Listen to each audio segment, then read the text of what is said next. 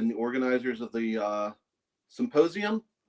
And let me say hello to my colleagues out there, Sandra and Tatiana. And I'm looking forward to some feedback on this. This is a chapter that I am writing for a book right now on politics. And it is a critique of human rights.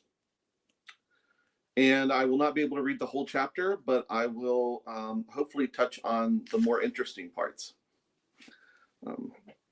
So the title is Rights Destroy Solidarity.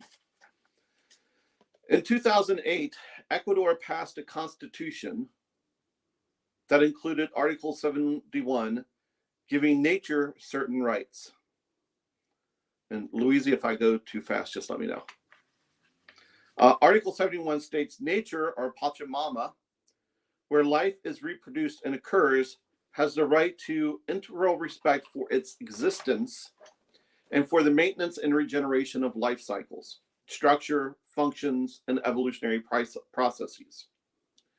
Most recently, New Zealand granted rights that the Maori have fought 140 years for, recognizing the Wanaka River as having rights as a legal person. Across the earth, out of 325 initiatives to grant rights to nature, or some aspect thereof, 215 have been granted, including 67 in the US and 1 in the Vatican.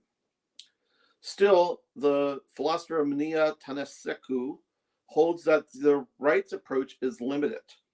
In the end, a state can always use its power to deny rights, regardless of the meaning of the right.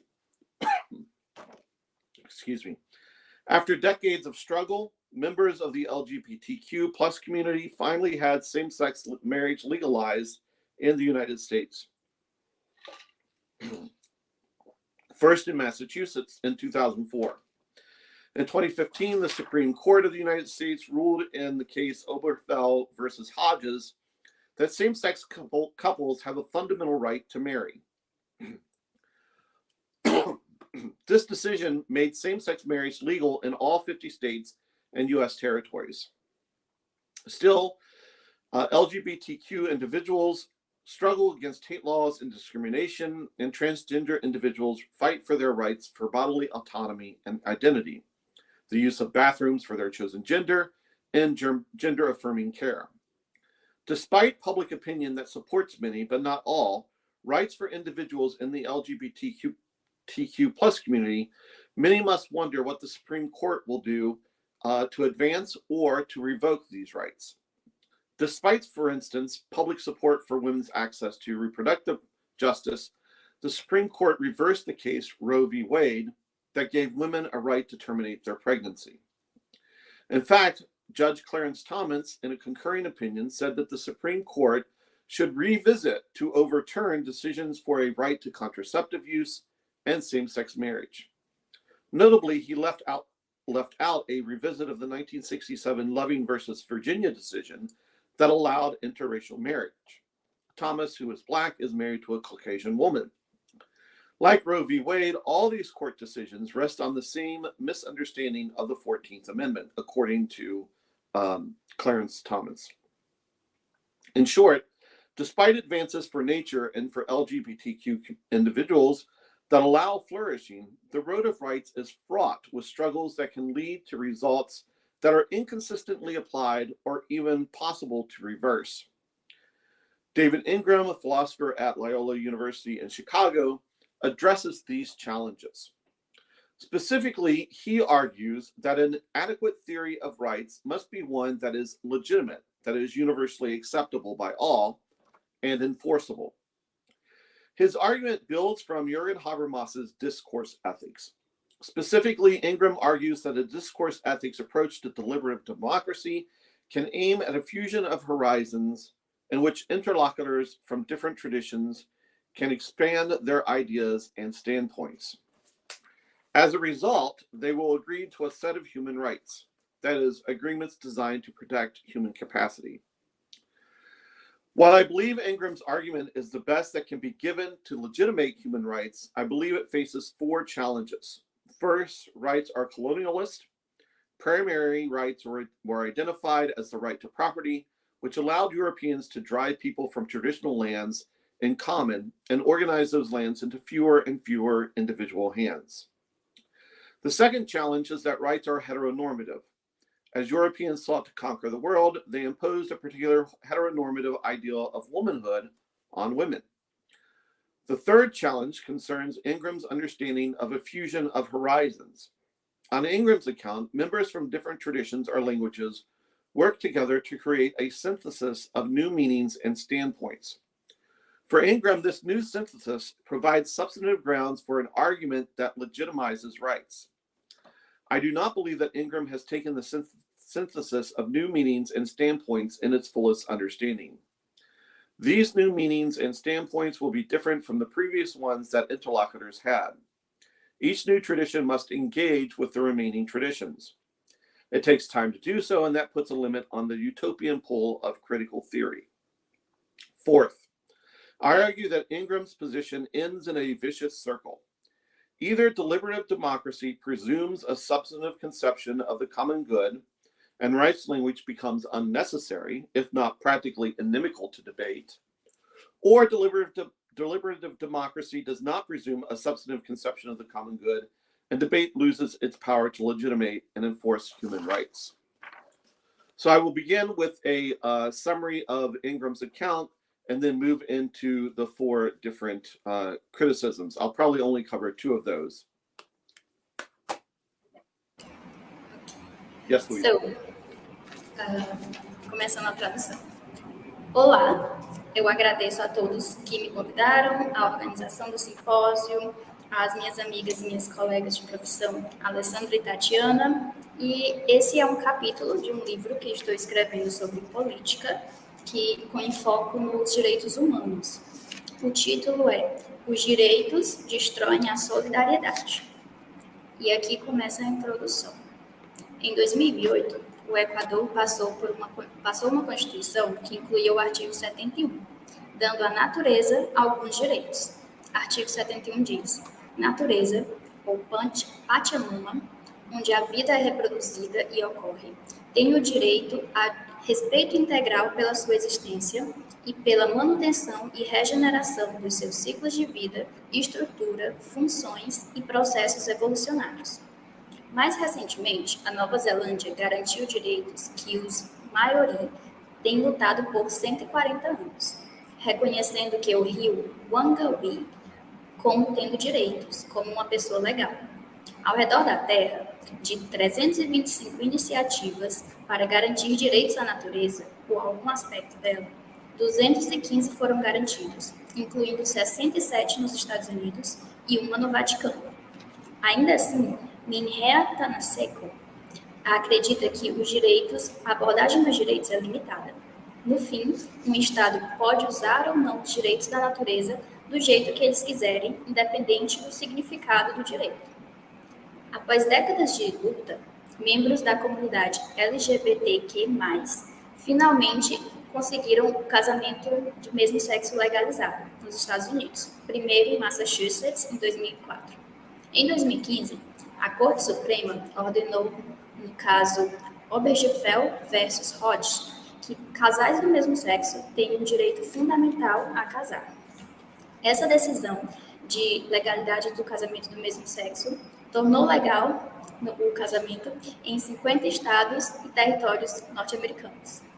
Ainda assim, indivíduos LGBTQ+, lutam contra leis de discriminação e luta por direitos transgêneros, pelos direitos das pessoas transgêneras, pela autonomia do corpo e identidade, uso de banheiros para o gênero escolhido e cuidado para a afirmação do seu gênero. Apesar da opinião pública que apoia muitos, mas não todos, os direitos para os indivíduos da comunidade LGBTQ+, muitos devem se perguntar o que a Suprema Corte faria para avançar ou, no contexto atual, revocar direitos. Apesar, por exemplo, do apoio público ao direito das mulheres ao aborto, a Suprema Corte reverteu o caso Roe versus Wade, que dava às mulheres direito a terminar sua gravidez. De fato, a juíza Clarence Thomas, em uma opinião pública, disse que a Suprema Corte deveria revisitar as decisões pelo direito do contraceptivo, do uso do contraceptivo e do casamento do mesmo sexo. Notavelmente, ele deixou de fora uma revisitação ao caso Loving versus Virginia, em 1967, uma decisão que deixava possível o casamento interracial. Thomas, que é negro, é casado com uma mulher caucasiana. Assim como Roe versus Wade, todas essas decisões de corte se apoiam sobre o mesmo desentendimento da 14ª emenda. Em resumo, apesar dos avanços pela natureza e pelos indivíduos LGBTQ+, que permitem um certo florescimento, a jornada dos direitos é trobulosa. Tem bastante dificuldades com lutas que podem gerar resultados que são inconsistentemente aplicados ou até possíveis de serem revertidos. David Ingram, que é um filósofo da Universidade de Chicago, ele afirma que tem desafios, ele fala sobre esses desafios. Especificamente, ele afirma que tem uma teoria dos direitos, que uma teoria adequada dos direitos deve ser uma que seja legítima, universalmente aceita por todos e executável. Os seus argumentos são construídos a partir do discurso de ética de Jürgen Habermas. Especificamente, o Ingram argumenta que o discurso de ética, a abordagem do discurso de ética para a democracia deliberativa pode almejar em uma fusão de horizontes em que interlocutores de diferentes tradições possam expandir suas ideias e pontos de vista. Como resultado, eles vão concordar a um conjunto de direitos humanos, que seja acordos designados a proteger as capacidades humanas.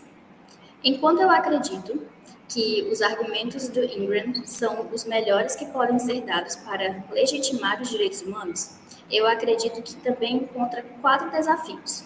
O primeiro, os direitos são colonialistas.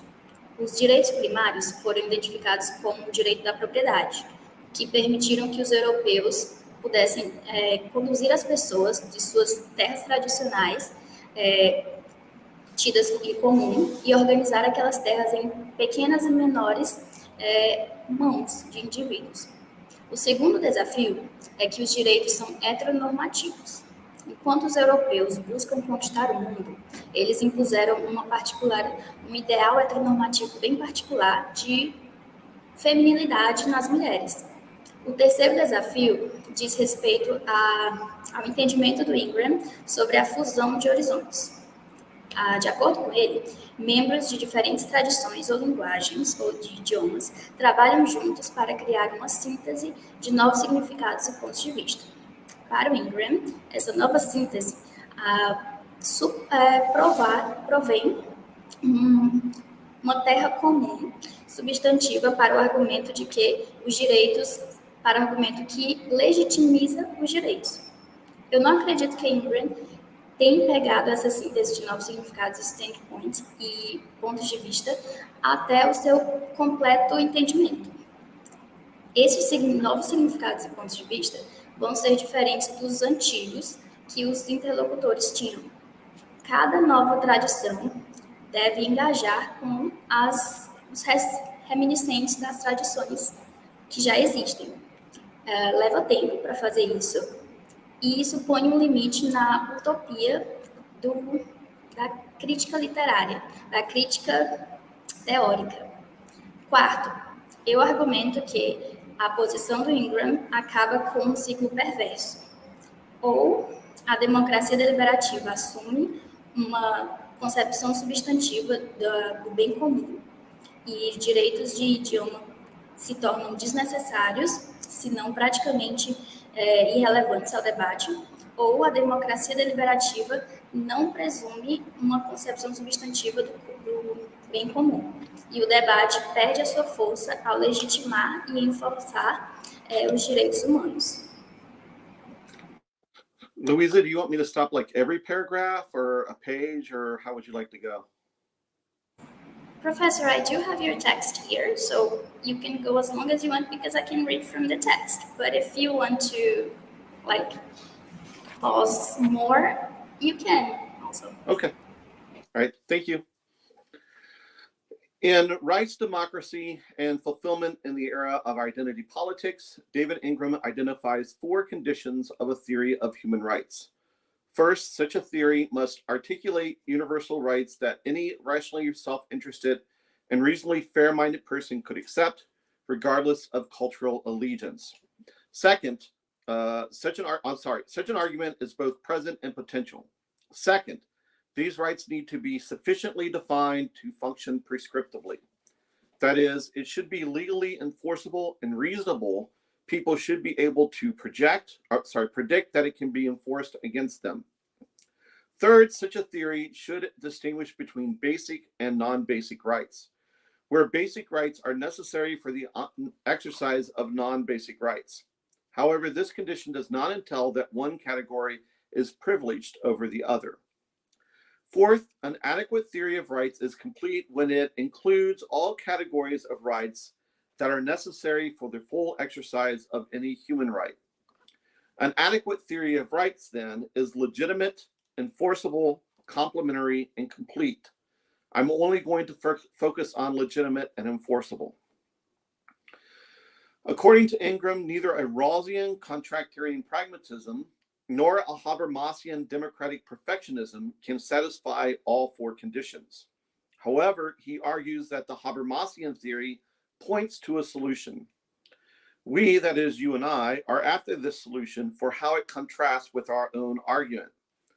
Both theories, that is Rawls and Habermas, are pragmatic. They aim at principled compromises on rights and do not adopt a singular justification of rights. They seek legitimation, not justification. Ingram pulls Rawls' contractarian theory of human rights from the latter's The Law of Peoples. Since my interest here is in Ingram's move from Rawls to Habermas, I will take Ingram's understanding of Rawls as correct. This contractarian theory has 3 levels, all of which involve some understanding of reasonableness and some form of a veil of ignorance. At the nation-state level, Rawls imagines people who exist behind a veil of ignorance will be able to determine a set of rights which any liberal constitution must meet to be legitimate. The veil of ignorance, you will recall, is an imaginary situation in which individuals imagine they have no knowledge of their substantive positions in life, their gender, age, race, etc. At this level, individuals are not aware of what Rawls calls their comprehensive doctrines. Such doctrines define and justify the values and actions of persons. They can be religious, such as Roman Catholicism or Hinduism, or political, such as Marxism or neoliberalism. Such individuals in this position will agree to a set of rights of freedom and distribution of goods, with the rights of freedom enjoying priority over the distribution of goods.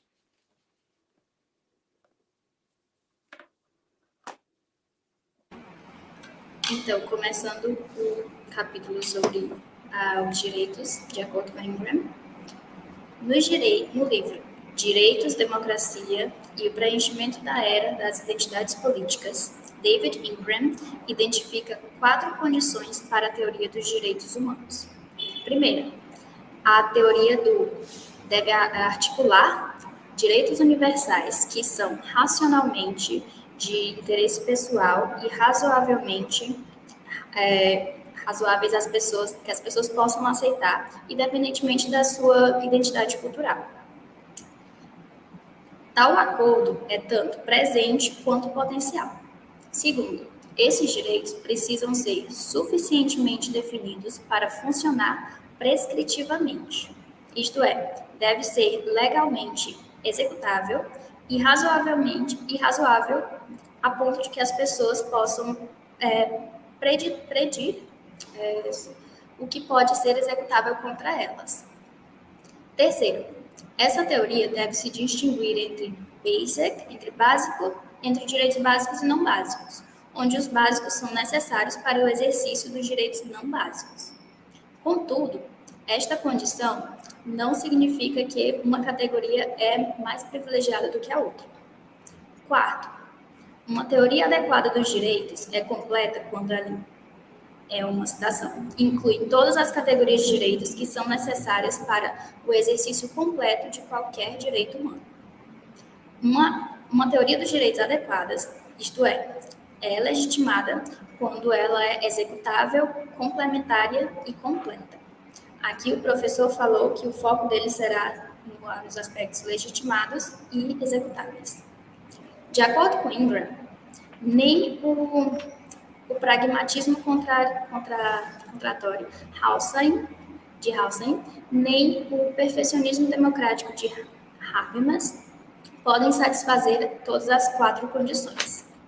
Contudo, ele argumenta que a teoria de Habermas aponta para uma solução.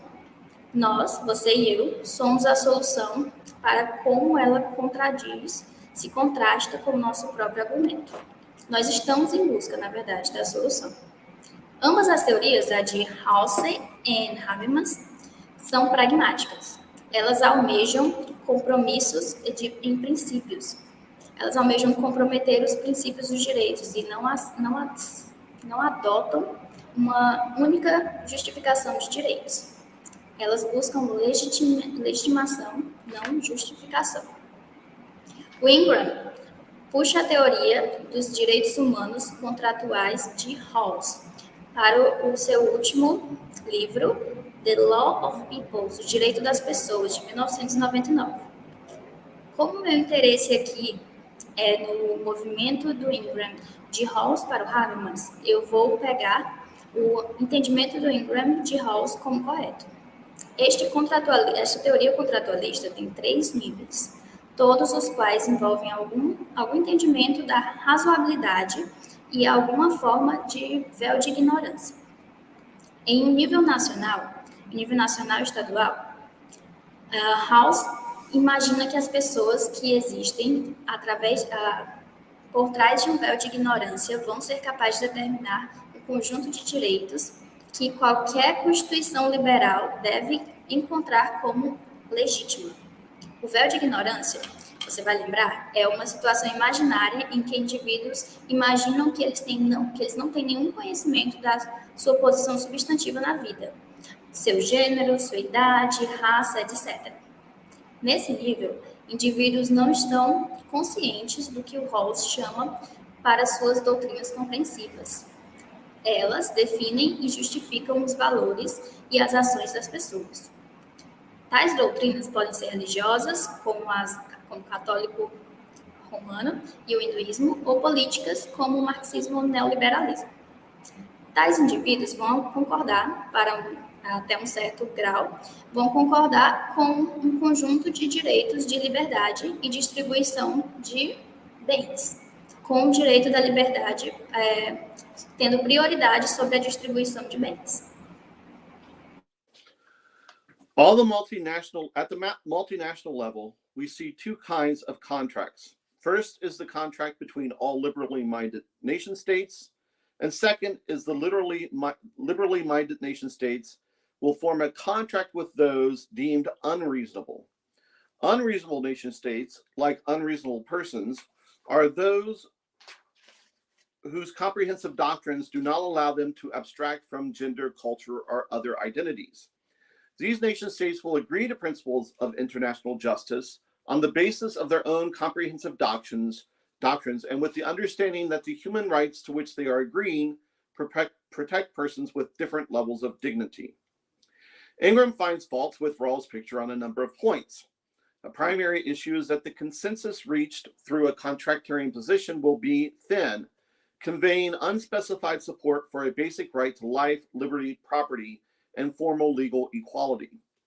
Such a thin foundation deprives the theory of rights of any prescriptive force. Legal enforcement requires specificity, but a contractarian position, especially one determined by such a large set of notions, both reasonable and unreasonable, prevents specificity. In addition, Ingram believes the contractarian approach fails to distinguish between the foundations of a stable agreement based on trust from an unstable agreement based on expediency. Representatives of a liberal democracy, then, in discussion with representatives of illiberal democracies, cannot draw on their own liberal grounding for justifying a set of human rights.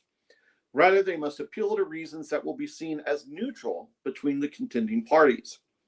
Reliance on these more neutral reasons will be more expedient and provide a more unstable foundation for the agreed set of rights. Both of these problems, in my opinion, serve to undermine any contractarian theories of rights, even at the nation-state level. The right to life, for instance, has broad agreement, yet limited prescriptive force. Where Republicans in significant portions of the southern U.S. might claim that a right to life entails that abortion violates that right, they do not believe that the death penalty violates the right to life. The thin agreement on rights, moreover, is expedient to a significant degree. People who hold comprehensive doctrines, such as religious ones, aligned with a political leader that admires and has fascist tendencies in Donald Trump, undermine such rights.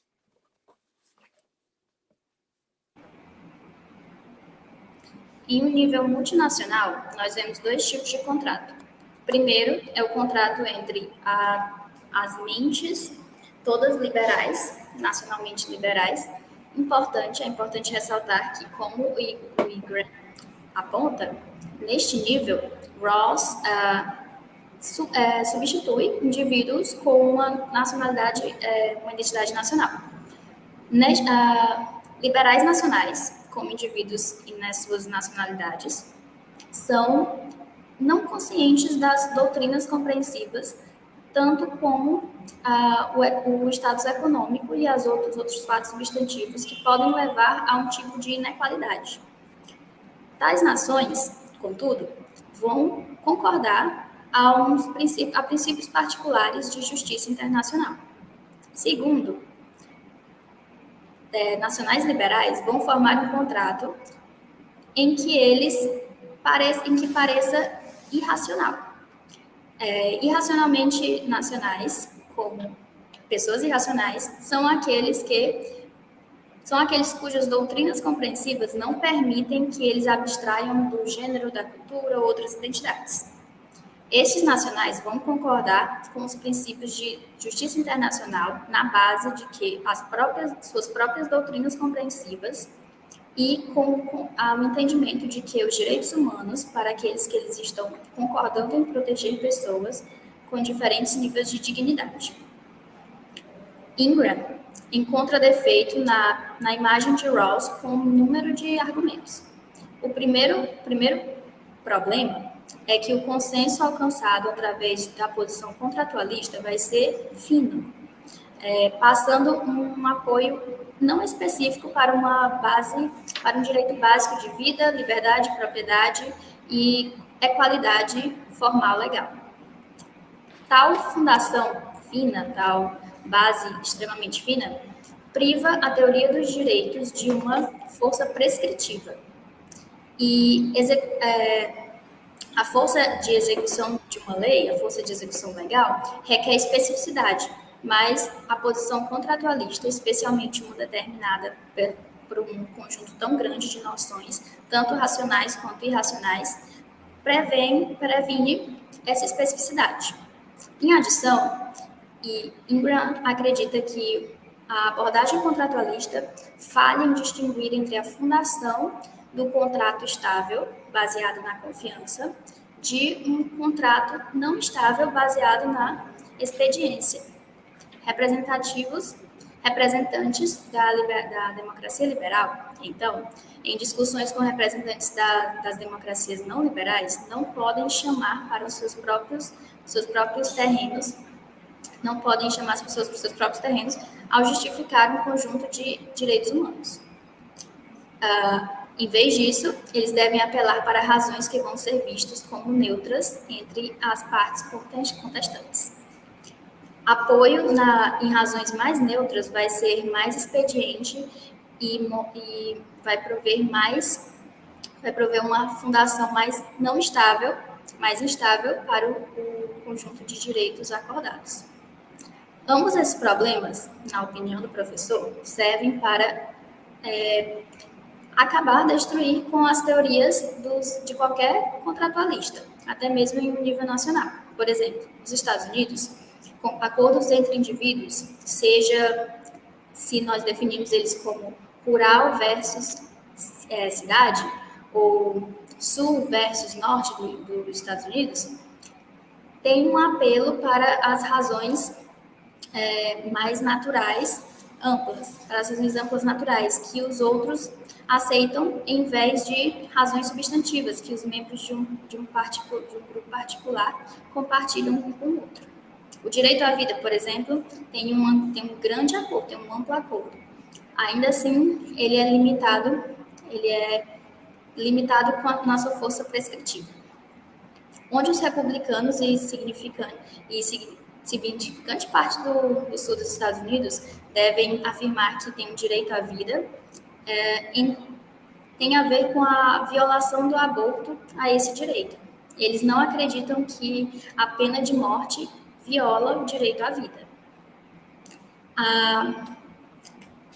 A camada de direitos humanos, esse acordo bem fino, bem frágil, é expediente a um grau significante. As pessoas que têm essas doutrinas compreensivas, como as religiosas que priorizam o direito à vida, alinham-se com o líder político que admira e tem uma tendência fascista, como o Donald Trump.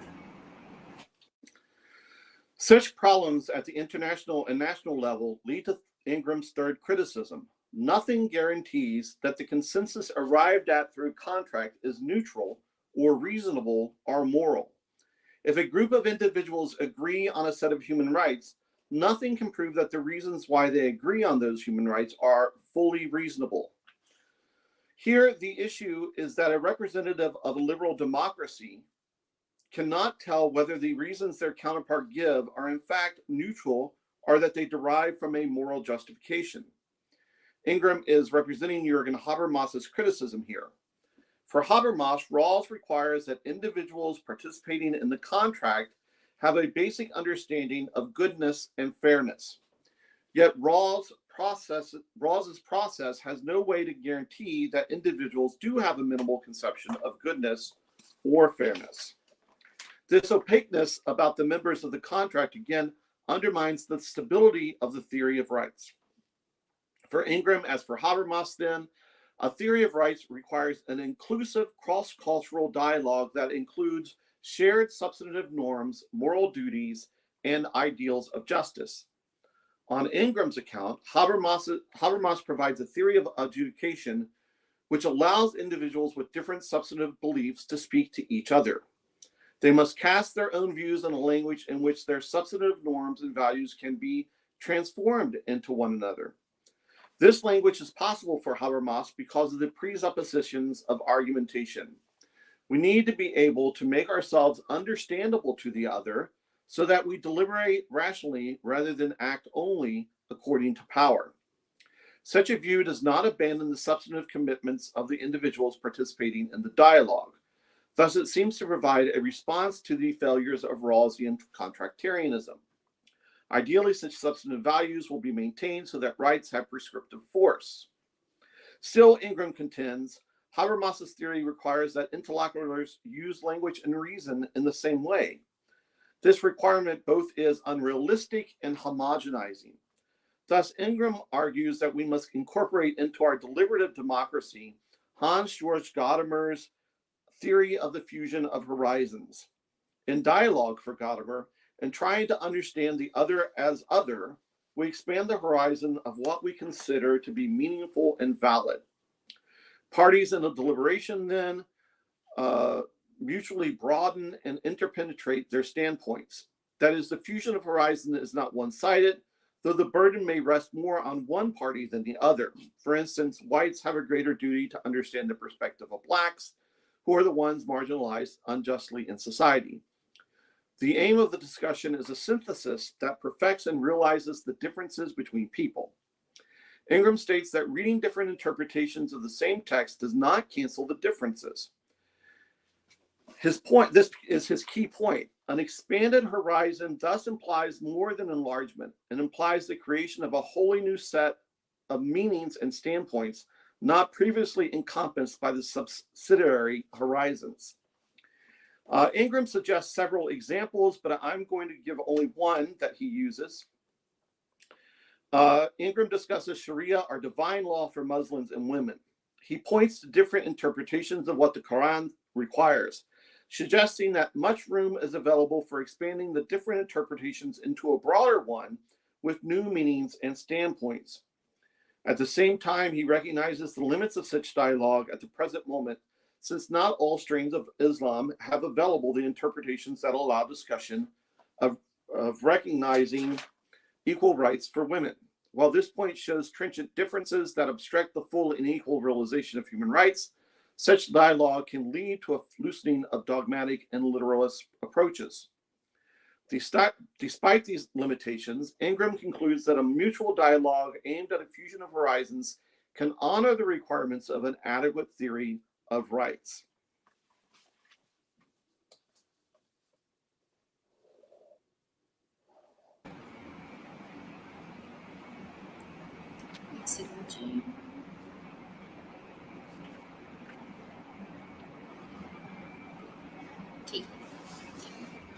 Tais problemas, em um nível nacional e internacional, levam à terceira crítica de Ingram. Nada garante, de acordo com Ingram, que o consenso chegado até o contrato é neutro, irracional, racional ou moral. Se um grupo de indivíduos concorda com um conjunto de direitos humanos, nada pode provar que as razões pelas quais eles concordam nesses direitos humanos são totalmente racionais. Aqui, o problema é que a representatividade dessa política liberal não pode dizer se as razões que a contraparte deles dão são de fato neutras ou se elas derivam de uma justificativa moral. Ingram está representando Jürgen Habermas, o criticismo de Jürgen Habermas aqui. Para o Habermas, Rawls requer que os indivíduos participantes do contrato tenham um entendimento básico de bondade e justiça. Ainda assim, o processo de Rawls não tem como garantir que esses indivíduos tenham uma mínima concepção de bondade e justiça.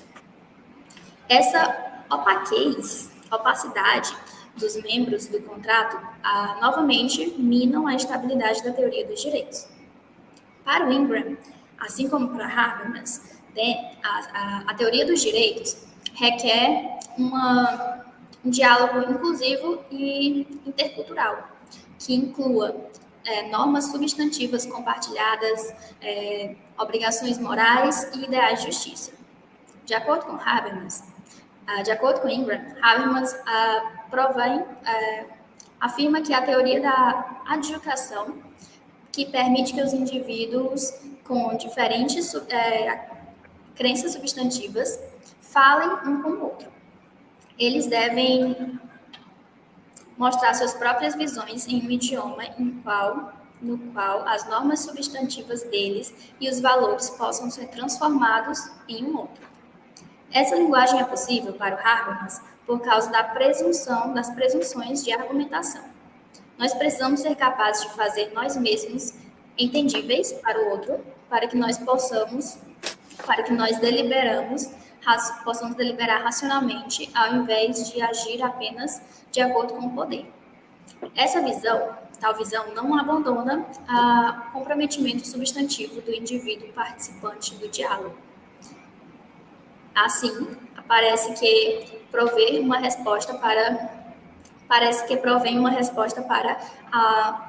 as falhas do contratualismo rawlsiano. Idealmente, tais valores substantivos vão ser mantidos para que os direitos tenham força prescritiva. Ainda assim, o Ingram diz que a teoria de Habermas requer que os interlocutores usem idioma e razão da mesma forma. Este requerimento é, ao mesmo tempo, irrealista, de acordo com Ingram, e homogenizador. Ele homogeneiza todo mundo. Assim, o Ingram afirma que é importante, nós devemos incorporar a democracia deliberativa com a teoria da fusão dos horizontes de Hans-Georg Gadamer. Em diálogo para Gadamer, tentar entender o outro como outro, ao tentar entender o outro como outro, nós expandimos o horizonte do que nós consideramos ser significativo e válido. Partes em uma deliberação fazem, portanto, com que aconteça um enlargamento de pontos de vista. Isto é, a fusão dos horizontes não é unilateral, apesar do trabalho ficar mais de um lado do que do outro. Por exemplo, White tem um trabalho maior. Por exemplo, as pessoas brancas têm um trabalho maior de entender as perspectivas dos pretos, têm uma obrigação maior, na verdade, de entender a perspectiva das pessoas negras, que são marginalizadas injustamente na sociedade. O objetivo da discussão é uma síntese que aperfeiçoa e percebe as diferenças entre as pessoas. O Ingram acredita que, ao ler diferentes interpretações do mesmo texto, não cancela as diferenças. E aqui é a palavra-chave dele, o ponto-chave dele, que diz: um horizonte expandido, então, implica em um alargamento, implica na criação de um novo conjunto de significados e pontos de vista não previamente encompassados pelos horizontes subsidiários. O Ingram sugere diversos exemplos, mas o professor falou que vai citar apenas um. Ele discute a Sharia, ou divinidade da lei, a lei divina, no caso, para os muçulmanos e as mulheres. Ele aponta que para diferentes interpretações do que o Corão exige, sugerindo que tal espaço é disponível para expandir as diferentes interpretações em uma mais ampla, com novos significados e pontos de vista. Ao mesmo tempo, ele reconhece os limites desse diálogo em um momento presente, desde que todas as regras do Islã estejam disponíveis de interpretação que permitam discussão de reconhecimento de direitos iguais para as mulheres. Enquanto isso aponta para diferenças que obstruem a realização da completa e igualitária conjunto de direitos humanos, este diálogo também pode levar para um afrouxamento das abordagens dogmáticas e literalistas. Apesar dessas limitações, Ingram conclui que um diálogo mútuo, almejado em uma fusão de horizontes, pode honrar os requerimentos de uma teoria de direitos adequada, com base no complementariedade e perfectibilidade dos direitos humanos, e explica que a legitimidade sem sacrifício substitutivo de significado é possível. Através do diálogo, indivíduos e grupos chegam até um conjunto de direitos que são legítimos. Eles são justificados pelos significados substanciais diferentes e valores daqueles envolvidos. Eles também são completos ou almejam a ser completos. Além disso, esse diálogo produz um conjunto de direitos que são executáveis porque eles são substanciais. Independente da sua complementaridade, sobre a sua complementaridade, na verdade, o Ingram sugere que eles podem chamar para a vez o argumento do Henry Shue para uma lista de direitos que são básicos versus direitos não básicos. Os direitos humanos, então, são, de acordo com Henry Shue, é uma citação, acordos designados a proteger ou cuidar das nossas capacidades mais básicas, enquanto nós coletivamente interpretamos eles. Ao invés de distribuir recursos na base de cálculos prévios sobre o que a natureza humana, em abstrato, exige, ele distribui esses recursos apenas após as necessidades distintivas e identificações daqueles afetados, apenas após essas necessidades serem levadas em conta. Apenas assim, eles vão poder ser deliberados sobre esses recursos. So, Louisa, I'm skipping over to page 12 with the paragraph that begins, given the agreements. Given the agreements I have with Ingram, it might come as surprising that I disagree with his conclusion that a theory of human rights is necessary for a critical theory and more important for freedom and society. For me, the tension between utopian ideals and pragmatic goals undermine the possibility that a theory of rights can be successful, even if it meets the 4 criteria Ingram outlines. My argument against a theory of rights has 4 premises. First, the doctrine of human rights rests on a form of colonialism that undermines their validity. Second, the doctrine of human rights imposes a heteronormativity on individuals and societies. Against both of these premises, I believe Ingram would argue that a theory of rights grounded in dialogical ethics would avoid the colonialism and heteronormativity of previous rights language. His argument would rest, I believe, on the Gadamer fusion of horizons. My third premise, then, is that the fusion of horizons does not get us very far when it comes to a set of human rights that is pragmatic and utopian. These 2 poles in critical theory, I believe, point us away from Habermas and Ingram. Fourth, and finally, I will argue that Ingram via Habermas has ended up at a vicious circularity. If a set of human rights results from an open dialogue, then the rights are, on the one hand, conclusions of that dialogue with no guarantee that we will arrive at them, and conversely, if we do arrive at them, provide language that is politically unnecessary and confusing. On the other hand, such rights are presumptions built into the dialogical process which have gone unquestioned. Such presumptions cannot be substantive. Habermas's discourse ethics falls to the same criticism of formalism that Rawls' contractarian political liberalism does.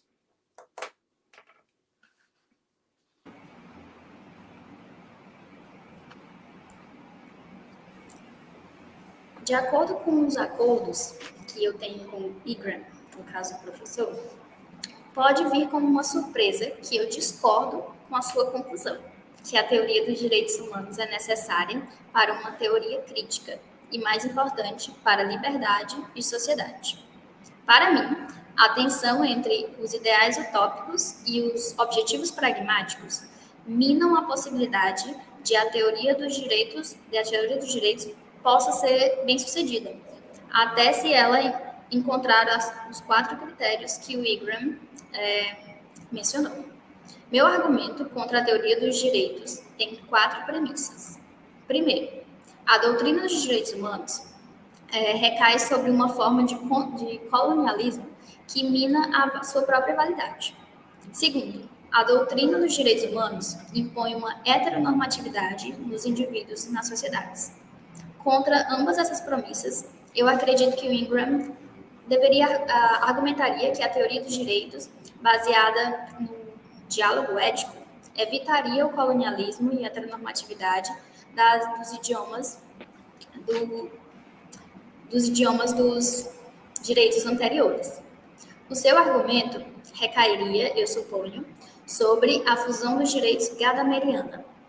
Minha terceira premissa, então, é que a fusão dos direitos não nos leva muito longe quando se trata do conjunto de direitos humanos que são pragmáticos e utopianos. Essas duas camadas, 2 caminhos de crítica literária, eu acredito, apontam-nos para longe do Habermas e do Ingram. Quarto, e finalmente, eu vou argumentar que o Ingram, através do Habermas,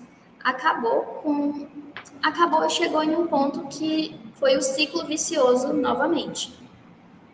Voltou para um ciclo vicioso. Se um conjunto de direitos humanos resulta de um diálogo aberto, então os direitos são, de uma forma, conclusões desse diálogo, sem nenhuma garantia que vão chegar até eles. E se chegar até eles, provém linguagem que é politicamente desnecessária e confusa. Em contramão, tais direitos são presunções construídas dentro do diálogo, do processo do diálogo, processo dialógico ali, em que vão não questionadas. Tais presunções não podem ser substantivas. O discurso ético de Habermas cai sobre o mesmo criticismo de formalidade que o liberalismo político contratual de Rawls também tem.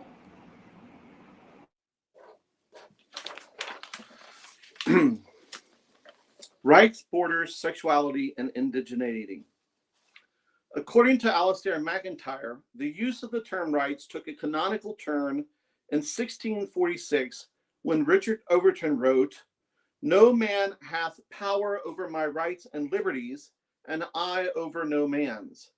I may be but an individual, enjoy myself and myself propriety, and right myself no more than myself, or presume any further. If I do, I'm an encroacher, an invader upon another man's right to which I have no right." Before the 14th century, the term right, as denoting a claim on someone, did not really exist. From the 14th century to Overton's time, it denoted primarily a legal right. Only after Overton could we properly speak of a human right, which John Locke in 1689 defended as the ultimate foundation of the social contract through which we create political society. As we all know, for Locke, man has a right to liberty because he has a right to the property in his body. Locke imagined a state of nature in which men live in a state of perfect freedom to order their actions and dispose of their possessions and persons as they think fit within the bonds of the law of nature. The primary purpose of this imagined state of nature is to legitimize civil society, in particular the laws of property. From this initial state, we must be able to determine a means to appropriate the earth, animals, and fruit so that another can no longer have any right to it. The legitimacy and power of appropriation arises from the very fact that every man has a property in his own person. Skip a few lines there, Louisa. When he surrenders that right to a common judicial system, civil society emerges. It emerges, however, as a means of protecting property through common agreement between monads, law, and judicial system. Liberty in the state of nature, which is the ground for liberty in civil society, entails that man can use his property as he wishes.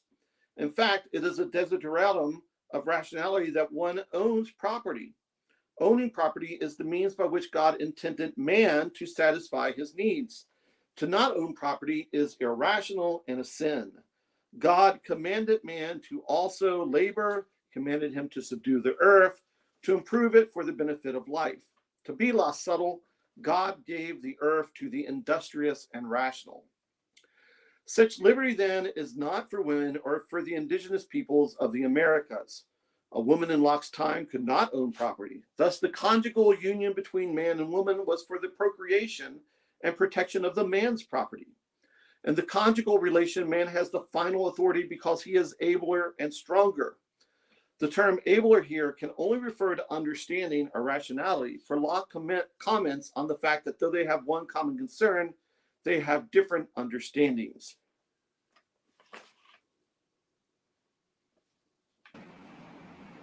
Ok. Começamos então uma nova parte do capítulo, chamada Direitos, Fronteiras, Sexualidade e Indigenismo. De acordo com Alistair MacIntyre, 1966, o uso do termo direitos teve uma virada canônica em 1646, quando Richard Overton escreveu. Começa a citação.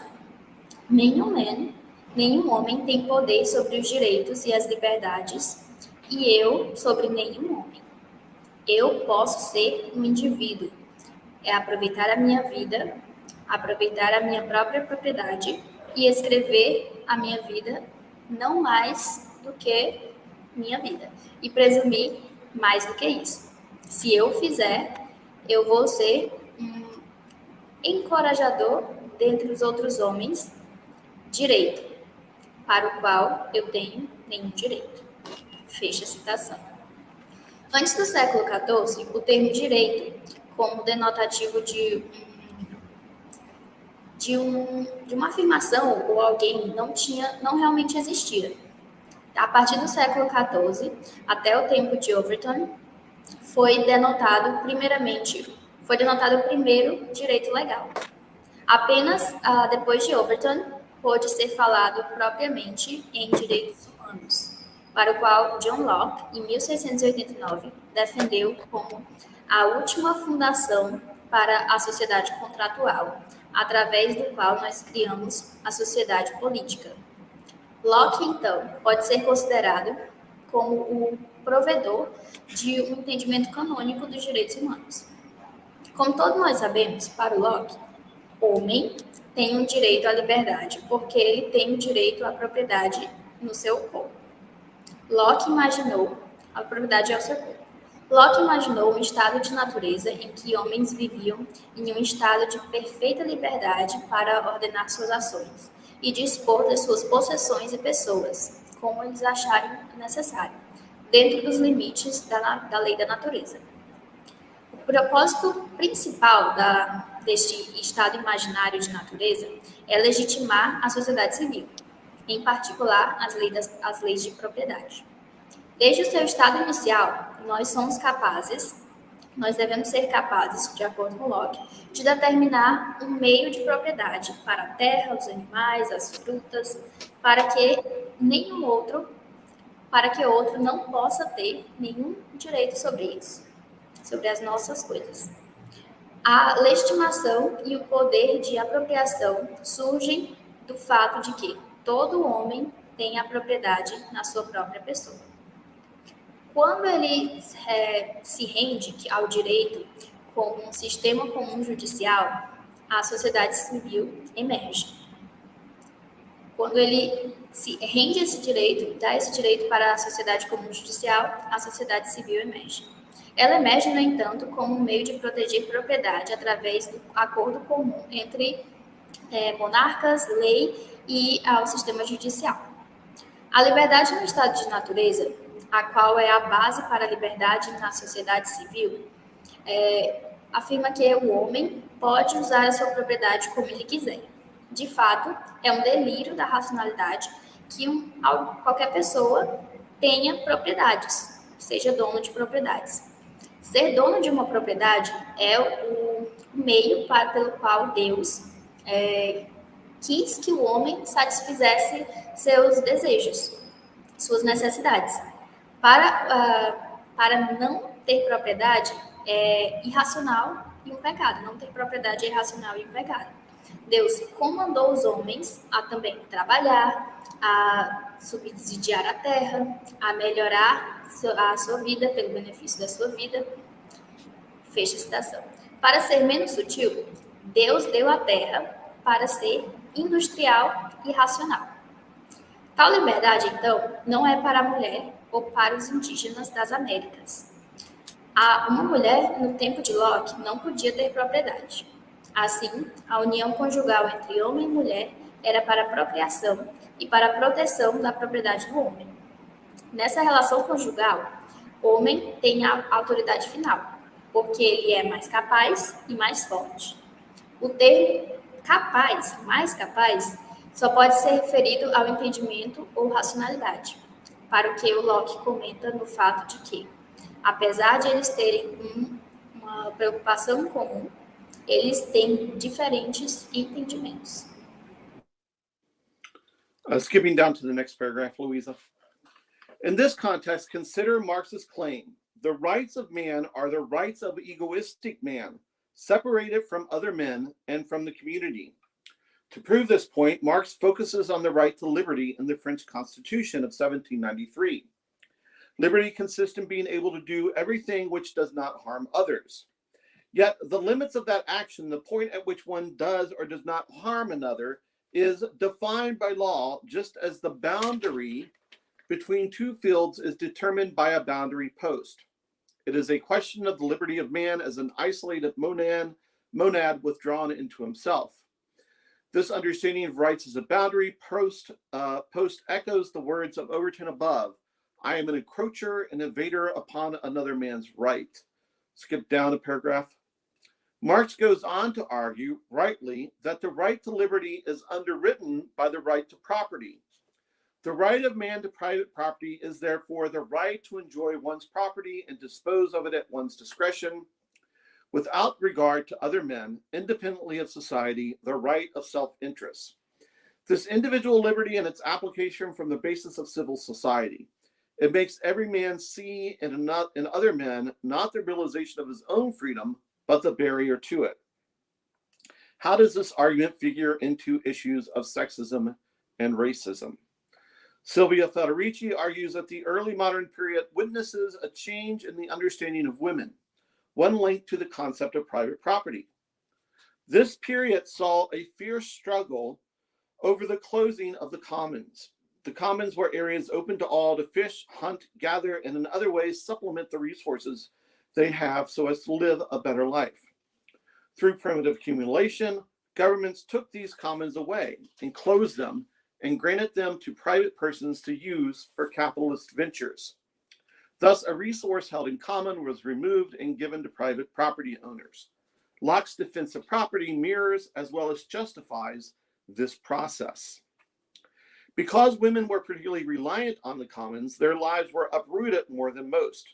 Many moved to the city to find work. Many also led resistance movements, both against the closing of the commons and in defense of their ability to lead their lives. Yet women were caught in a trap. A population crisis arose, which meant fewer workers for factories. Moreover, many men refused to work, turning either to theft or other sorts of illegal and disruptive activities. In this situation, governments saw not only a need to control resistance movements led by women and a need to control an indigenous population, but a need for larger populations. For the first time, abortion is penalized with death, and witchcraft associated with midwives who often refused to monitor women's bodily autonomy were not simply frowned upon as in the past, but burnt at the stake or otherwise murdered. Further, men who worked in factories or mines in 16-hour days needed someone to take care of the household, not just sexual gratification, but also the cooking, cleaning, and childcare. A new view of women arose at the same time then, that of the housewife. Quote, a sexual division of labor emerged that not only fixed women to reproductive work, but increased their dependence on men. Productive labor, the production of goods for everyday use, is separated from the reproduction of life, the caring and maintenance of the human body and household. In this context, property was legally redefined to be possible only for men, making women dependent. Moreover, because poor people could not survive on the wages of the man alone, the idea of the housewife took on class properties. The ability for a woman to stay home and care for it was a marker of the property classes. Only in the 19th century, according to Federici, did the full-time housewife become the ideal for many more. Are you there, Louisa? Yes, I'm here. My camera just stopped for a bit, and I had to look for a place to charge my laptop, but I'm here. I'm going to continue right now. So I'll pause there. All right.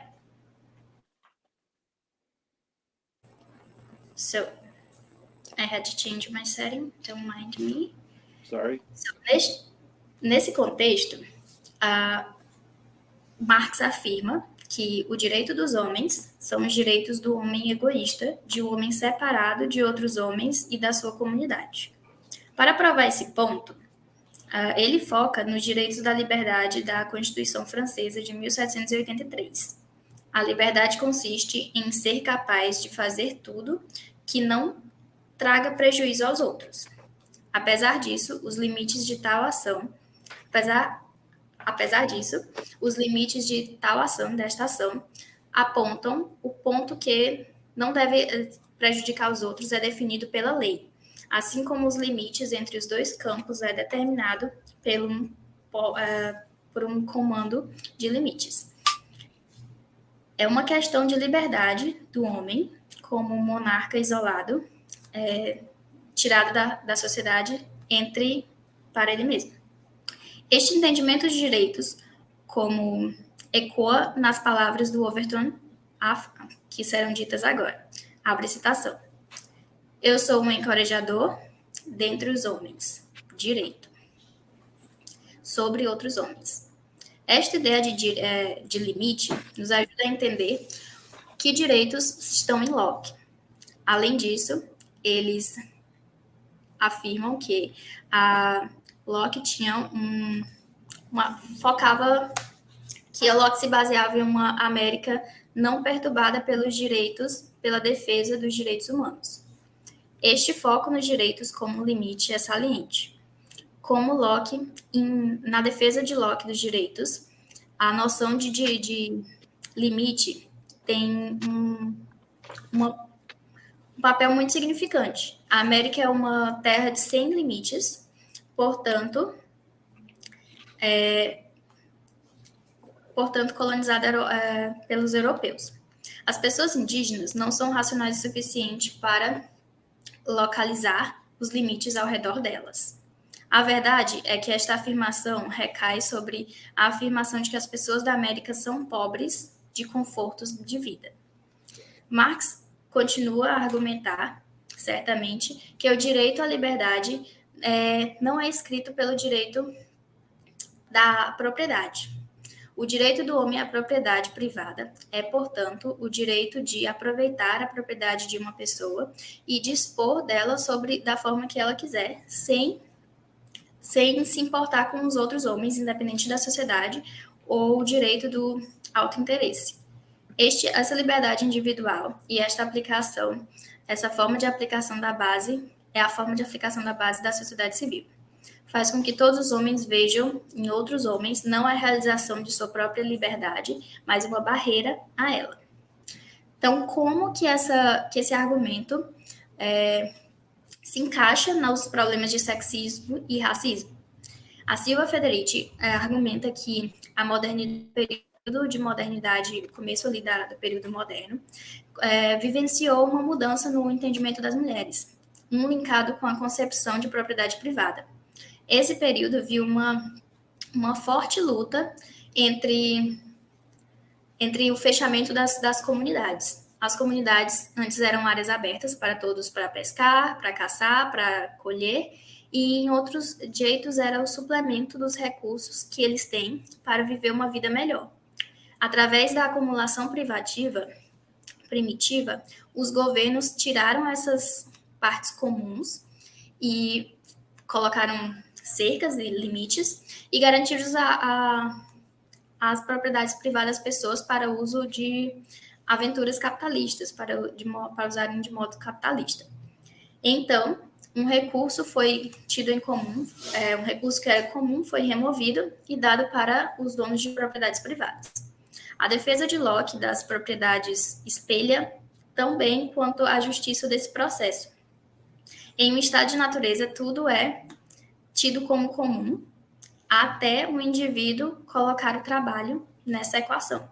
A América não é nada mais as comunidades sob a visão da Inglaterra, pelo menos sob a visão de Locke.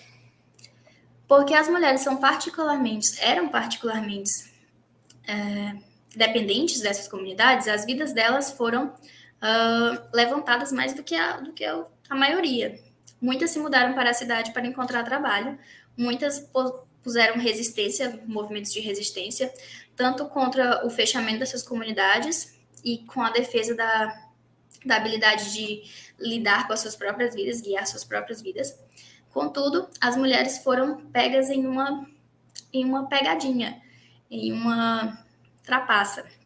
A crise de população começou, ficou maior, o que significava que menos trabalhadores nas fábricas. Além disso, muitos homens se recusavam a trabalhar, virando tanto para o roubo, quanto para outras atividades ilegais e disruptivas. Nessa situação, o governo viu não apenas a necessidade de controlar os movimentos de resistência liderados pelas mulheres, como também uma necessidade de controlar a população indigente, mas uma necessidade também para populações mais largas, maiores. Pela primeira vez, o aborto é penalizado com morte e bruxaria, e associado com mulheres casadas que normalmente recusavam a monitorar o seu corpo de forma autônoma. Então, elas eram queimadas ou, de certa forma, assassinadas. Além disso, os homens que trabalhavam em fábricas ou minas durante 16 horas por dia, precisavam de alguém para cuidar da casa, das necessidades de casa. Não apenas uma gratificação sexual, mas também de cozinhar, limpar e cuidar das crianças. Tarefas que talvez teriam sido compartilhadas no passado naquela questão comunal, nas comunidades. Uma nova forma de ver as mulheres cresceu ao mesmo tempo, a dona de casa agora. Abre citação. A sexual division, uma divisão sexual do trabalho, surgiu, que colocava as mulheres para o trabalho reprodutivo, mas aumentava a sua dependência no homem. O trabalho produtivo, a produção de bens para cada dia, é separada da produção de vida, o cuidado e a manutenção do corpo humano e da casa. Nesse contexto, a propriedade foi legalmente redefinida para ser possível apenas para os homens, fazendo as mulheres dependentes. Além disso, porque as pessoas pobres não podiam sobreviver nos salários do homem sozinho, a ideia da dona de casa levou a propriedades de classe. A habilidade da mulher de ficar em casa e cuidar pela casa era um marco da propriedade de classes. Então, quem era mais rico, a mulher podia ficar em casa. Apenas no século XIX, de acordo com Federici, a dona de casa full-time, em tempo integral, se tornou o ideal para tantos outros. So, Helder, I'll go for just like 2 more pages and then we can stop for questions. I hope I didn't lose Louisa there.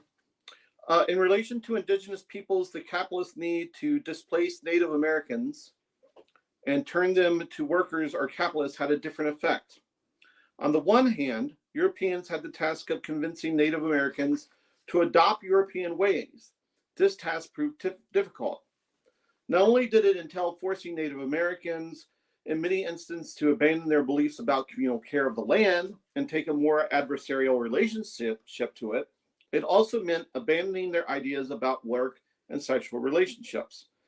Despite being impressed with the generosity of the Montagnais Naskapi in Canada, French Jesuits were appalled by their lack of morals, identified with the absence of a notion of private property, lack of male authority, and refusal to punish children.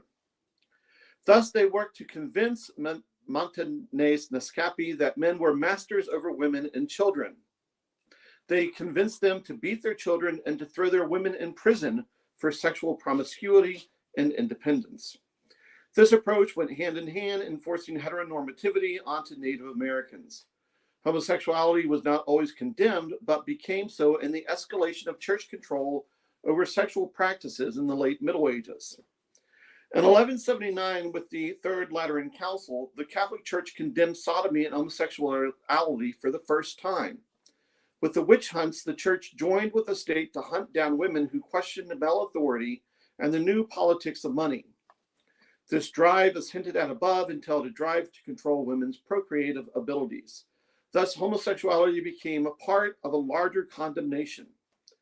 The fight to convert the native to European ways took 2 forms.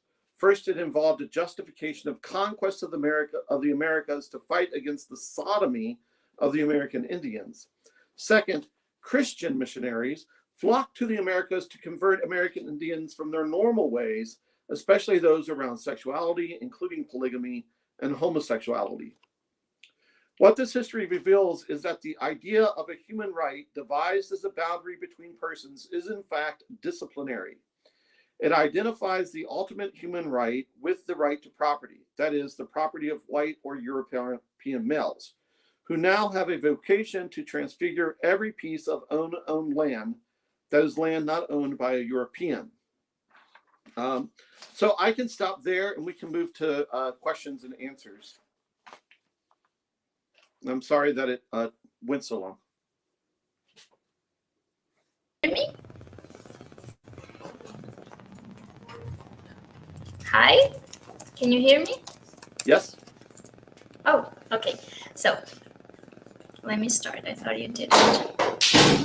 Em relação às pessoas indígenas, o capitalismo precisa ser substituído.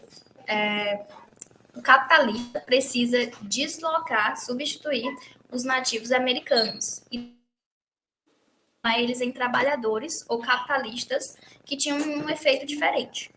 Em contramão, os europeus tinham uma tarefa de convencer os nativos americanos a adotar os modos de vida europeus. Essa tarefa se provou ser bem difícil. Significava forçar os nativos americanos, em muitas formas, a abandonar as suas crenças sobre comunidade, sobre cuidado comunal da terra, como também sua relação com a terra, como também abandonar suas ideias sobre trabalho e relações sexuais. Apesar de estarem impressionados com a generosidade do Montagnais Napsaki, no Canadá, os jesuítas franceses estavam surpresos com a sua falta de morais, com as suas faltas de moralidade, identificados como a ausência da noção de propriedade privada, a ausência da autoridade masculina e a recusa em punir as crianças. Então, eles trabalharam para convencer os Montagnais Napsaki que os homens eram masters, eram os masters das mulheres e das crianças. Eles convenceram os Montagnais Napsaki a bater nas suas crianças e a jogar as suas mulheres na prisão por causa de promiscuidade sexual e independência. Essa abordagem foi mão a mão com a forçação de heteronormatividade nos nativos americanos. A homossexualidade não foi sempre condenada, mas se tornou assim, do controle da igreja sobre as práticas sexuais no final do período medieval. Em 1179, com o Conselho Lateral, o Terceiro Conselho Lateral, a Igreja Católica condenou a sodomia e a homossexualidade pela primeira vez. Com as caças às bruxas, a Igreja se juntou ao Estado para caçar as mulheres que questionavam a autoridade masculina e as novas políticas de dinheiro. Essa condução, como dita anteriormente, significou uma condução das habilidades procriativas das mulheres, uma necessidade de controlar essas procriação feminina. Então, a homossexualidade se tornou parte de uma condenação ainda maior nesse sentido. Por isso, a luta para converter os nativos a europeus teve duas formas. A primeira envolvia a justificação da conquista das Américas para lutar contra a sodomia nas Américas indianas, dos indianos americanos. Segundo, os missionários cristãos foram para as Américas para converter os indígenas americanos dos seus jeitos habituais, especialmente em torno de sexualidade, incluindo poligamia e homossexualidade. O que a história revela é que a ideia do direito humano, sem a ideia de limite entre as pessoas, é de fato disciplinária. Identifica o último direito humano como o direito à propriedade, isto é, a propriedade do branco ou dos homens europeus, que também é uma vocação à transfiguração de cada pedaço de uma terra não sem dono, uma terra sem dono, que é uma terra não sem dono por parte de um europeu. E agora o professor disse que podemos parar por aqui e nós podemos abrir para perguntas. Professor, I've told them we are asking for questions. So, pode perguntar em português e eu faço a tradução para o professor em inglês.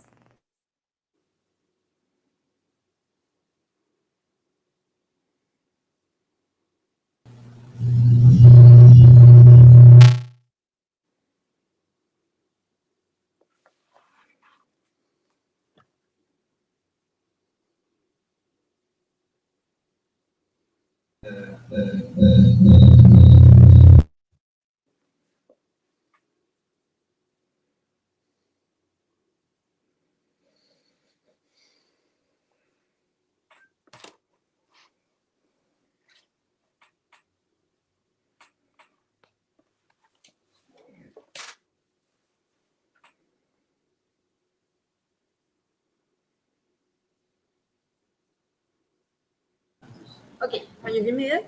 Yes. Okay, so I cannot hear you because we'll have to turn off your volume while I talk so that there's no return. Okay, so yeah, here I can hear you.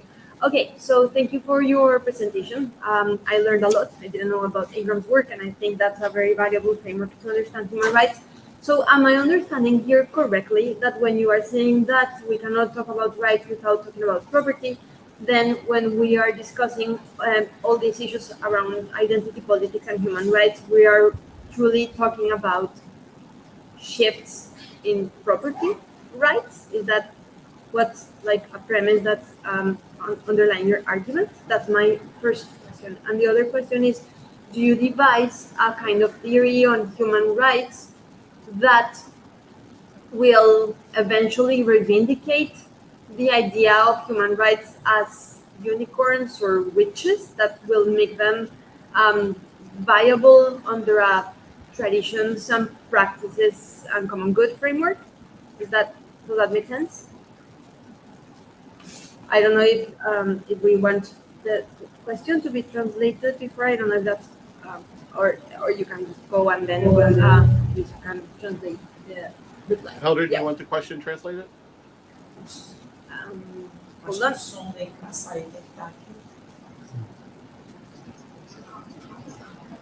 Luisa, can you hear?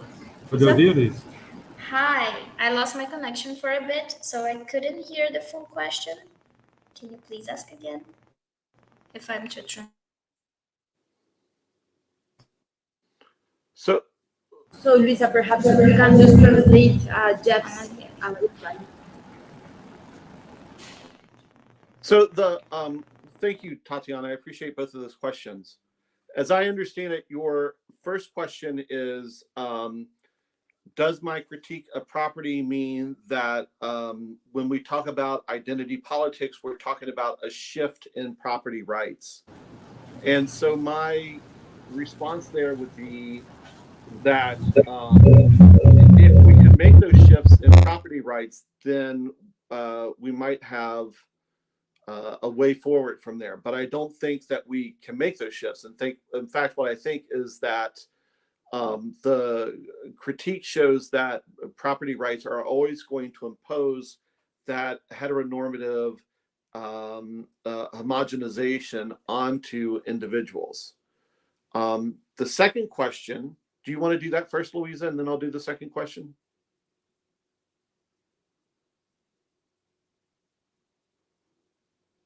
You're muted if you're answering. Okay. The second question, you asked if I'm trying to devise a theory of human rights or if I think human rights are unicorns and witches. And so in the rest of the paper, what I'm trying to do is argue that we could come up with an understanding of rights that result from a deliberative democratic process. But if we do that, then we don't need the concept of rights. So, and that sort of repeating McIntyre's own argument, but I'm giving it more context with the whole idea of what deliberative democracy does. So either deliberative democracy works and we don't have to have rights because they're already presumed in the process, or it doesn't work, in which case they don't do any good for us anyway. That's the sort of pessimistic answer. Had to be a bit specific. I'm trying not to be.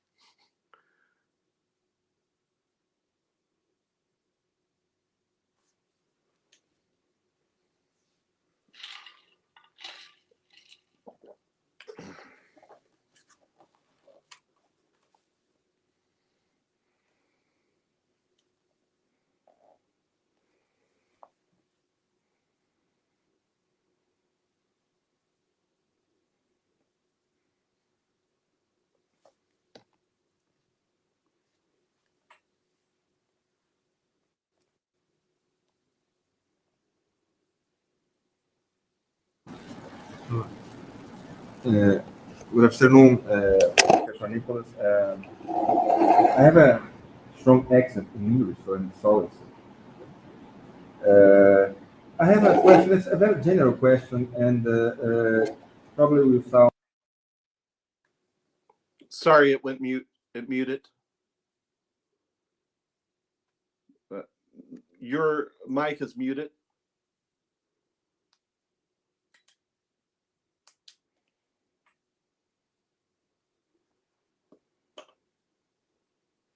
You're not listening. Yes.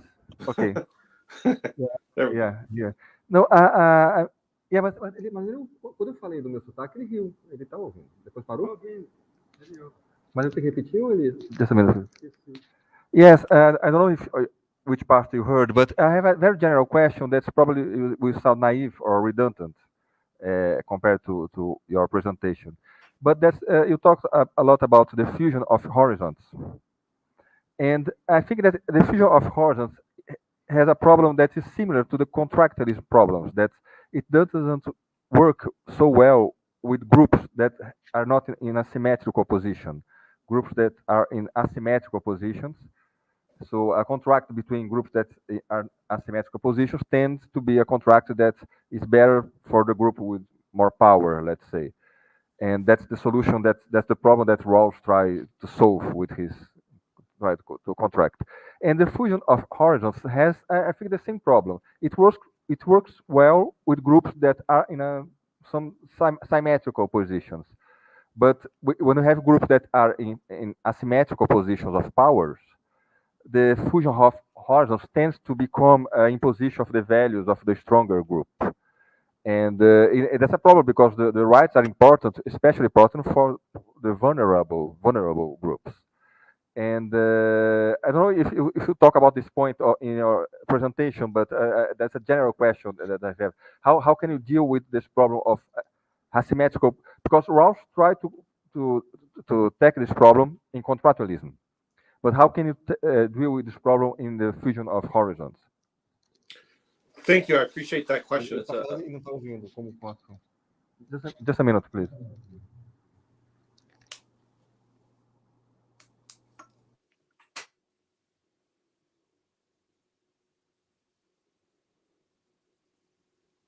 I can answer now. Okay, thank you. Thank you very much for that question. I think it's an important question. I do talk in the third part of the paper about fusion of horizons and a little bit on that question. And I agree with you that Rawls's theory sort of tries to move out of that. But the problem is, from Ingram's perspective, and I think he's right here, it makes our agreements thinner. So we're not really able to agree on something.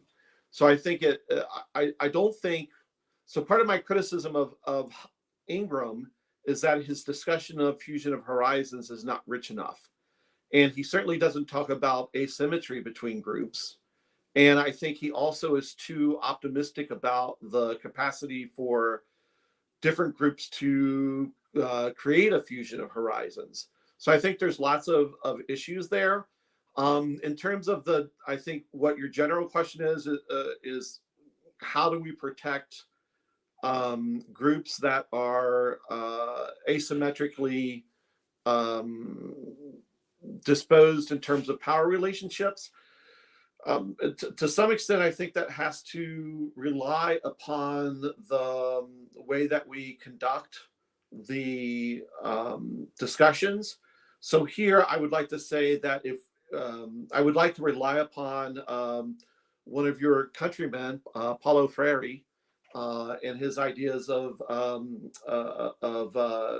education for the oppressed, and think about how that might fit into this fusion of horizons.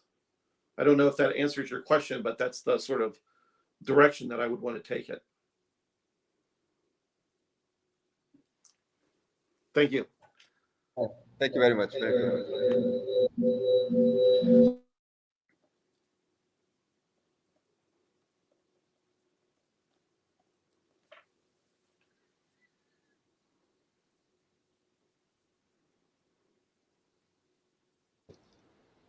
Hi, Jeff. There is no more question. I don't know what happened to Luisa. Yeah, I don't know either. I'm here now. I lost my connection for a while, but I'm here now. And my camera just doesn't work anymore. But I'm here. Well, thank And we you, have Louisa, for now being here. a sound here because when I speak, we speak on this microphone.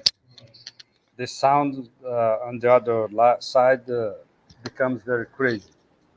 So we have to turn off one and turn on the other. We have to. So I would like to thank you very much. Pode desligar. Pode desligar. Yeah. I would like to thank you very much for your conference. Thank you. A little. It's make us to think about rights, another perspective. And there is no more questions, so we can finish here. And I hope you can participate with other symposiums. And next time, I hope you can come here personally. That would be great. Yeah. Should I use the Because same link? Should I yes, use the same link tomorrow for the conferences? yes, there is available on YouTube channel. Okay. I'll send you to the link. Uh, you can hear all the presentations and conferences if you would like. Okay. Okay. Excellent. Thank you Thank very you much, very much. Jeff. And I hope you can next time come here personally. Me too. Face to face. And this time we won't have any problem of electronics communications, digital, something like this. Thank you very much, Jeff. Thank you. Bye. Thank you. Very nice to you. So, bye. Thank you, Professor. Bye. Well, I'm gonna turn off the transmission. Uh-huh.